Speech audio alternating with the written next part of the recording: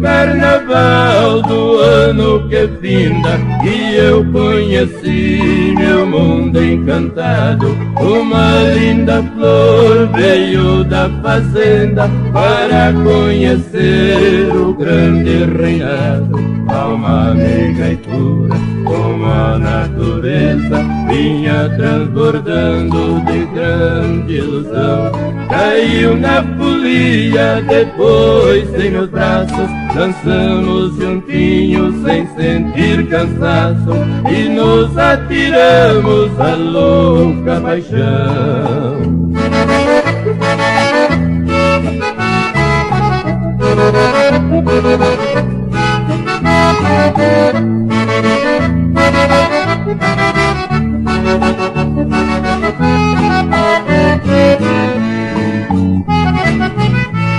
Serpentina e festa, compete o uísque, com muito carinho, beijos e suor.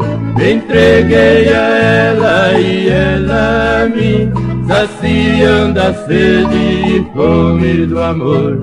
Ao sair da festa, sentia a brisa bater em seu corpo de linda criança. Eu vi em seus olhos o azul do céu, em nossa alcova coberta de véu. A gente se amava cheio de esperança.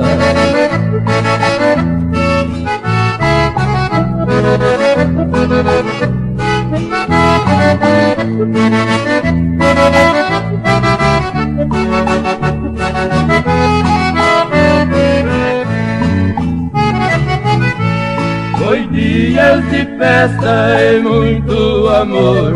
Na quarta de cinzas veio a despedida. Foi pranto rolando sobre nossas faces, pensando na hora da sua partida. Partiu pra fazenda, fiquei na cidade, sentindo no corpo um terrível mal, que só se acaba no início do ano. Meu amor, criança, deve estar chegando pra gente se amar mais um carnaval.